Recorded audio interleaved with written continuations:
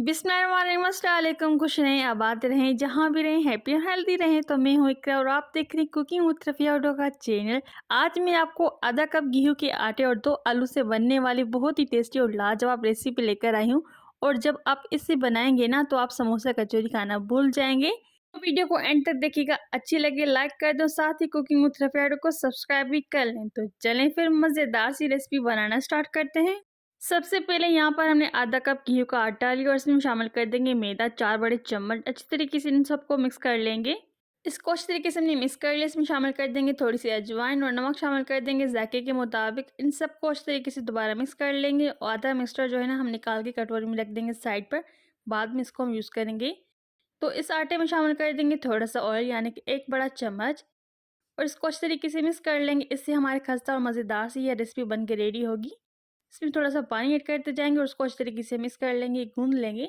ना समोसा ना कचौरी, एकदम झटपट मज़ेदार सी ये रेसिपी बन के रेडी होती है। तो वीडियो को एंड तक देखिएगा। यहाँ पर हम थोड़ा थोड़ा पानी इसमें ऐड करते जाएंगे और उसको अच्छी तरीके से मिक्स करते जाएंगे।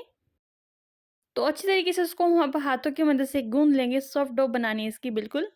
अगर इस स्टेज पे वीडियो अच्छा लगे तो लाइक ज़रूर कर दीजिएगा, चैनल पे नहीं तो सब्सक्राइब ज़रूर कर दीजिए। कर दीजिए एक छोटा सा प्यारा सा कमेंट। अब इसके ऊपर थोड़ा सा ऑयल लगा देंगे और कवर लगाकर साइड पर रखेंगे 5 मिनट के लिए।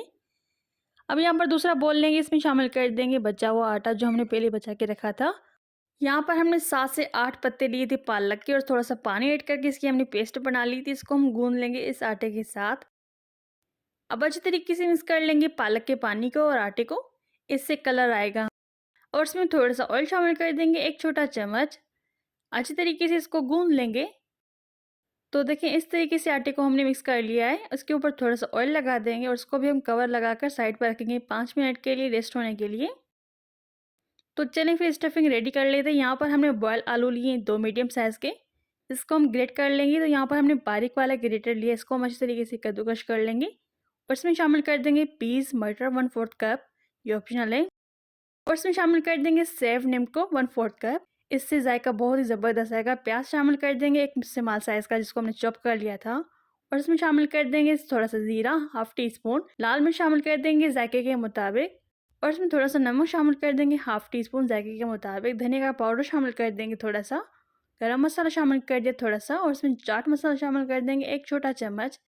अदरक लहसुन की पेस्ट शामिल कर देंगे। अब इसको चटखारेदार बनाने के लिए नींबू का रस शामिल कर देंगे 1 बड़ा चम्मच। इससे बहुत ही चटपटी हमारी मज़ेदार सी स्टफिंग रेडी होगी। इसमें शामिल कर देंगे कैप्सिकम जिसको हमने रफली चॉप कर लिया था। हरी लहसुन शामिल कर देंगे जिसको हमने रफली चॉप कर लिया था। ये ज़रूर ऐड कीजिएगा, इससे फ्लेवर बहुत ही ज़बरदस्त आएगा। ऐसे में हमने हरा धनिया शामिल करके इसको अच्छे तरीके से मिक्स कर लिया था। अब इस मिक्सचर को रखेंगे साइड पर। यहाँ पर जो आटा हमने गूंद के रखा था इसको काउंटर पर थोड़ा सा स्प्रिंकल कर देंगे खुश्क आटा और इसको हम गूंद लेंगे आटे को दोबारा, ताकि अच्छी तरीके से ये सॉफ्ट सा हमारा डो बन के रेडी हो जाएगा। थोड़ा सा इसमें से डो लेंगे और इसका हम पेड़ा बना लेंगे छोटा सा। तो यहाँ पर हमने 2 पार्ट लेने हैं, ग्रीन और वाइट वाला डो, जो कि हमने इक्वल साइज का बनाना है। अच्छी तरीके से दोनों के हमने पेड़े बना लिए हैं। अब इसको हम बेल लेंगे बेलन की मदद से, जैसे हम रोटी को बेलते हैं इस तरीके से इसको हम बेल लेंगे। तो बिल्कुल पतली लेयर की तरह हम इसको बेल लेना है। इसको रखेंगे साइड पर। इसी तरीके से हम जो है ना दोनों पेड़ों की एक ही साइज हम रखेंगे ताकि अच्छा सा इसका शेप आ जाए। इसको भी बेल लेंगे। इसको हम स्ट्रिप कट्स कर देंगे इस तरीके से, इसको हम बीच में कट कर देंगे। इसकी जो साइडें हैं, जो उसके किनारे हैं, वो हम नहीं काटेंगे, बस बीच में इसको कट कर देना है। इस तरीके से कट करने के बाद इसके ऊपर हम रख देंगे ग्रीन वाला पार्ट। सबसे पहले थोड़ा सा और पानी लगा देंगे ताकि अच्छी तरीके से डो जो है ना चिपक जाए इसके ऊपर। तो यहाँ पर हम रोटी को रख देंगे और उसको इस तरीके से प्रेस कर देंगे। तो मिक्सचर जो हमने बना के रखा था, थोड़ा सा मिक्सचर लेंगे और सारी रोटी के ऊपर इस तरीके से फैला देंगे। तो ये आपके ऊपर डिपेंड करता है कि आप कितना मसाला ले रहे हैं। अब इसको इस तरीके से हम रोल कर लेंगे। तो ये बहुत आसान सी रेसिपी, आप ज़रूर ट्राई कीजिएगा। झटपट बनती है लेकिन बहुत टेस्टी, बहुत ही मज़ेदार बन के रेडी होते हैं। तो गेहूं के आटे से आप ज़रूर ट्राई कीजिएगा। तो यहाँ पर इसको हमने रोलेट कर लिया था, थोड़ा सा स्प्रिंकल कर देंगे आटे को और इसको इस तरीके से हम रोलेट करने के बाद इसका हम शेप बना देंगे। तो इसको हमने रिंग शेप दे दिया है, देखें इस तरीके से। तो इस तरीके से सारे हम रिंग बना के तैयार कर लेंगे। तो इस मिक्सचर से हमें जो है ना 5 से 6 अदद रिंग बना लेनी है ना मज़ेदार सी रेसिपी। तो चलें फिर इनको हम फ्राई करते हैं।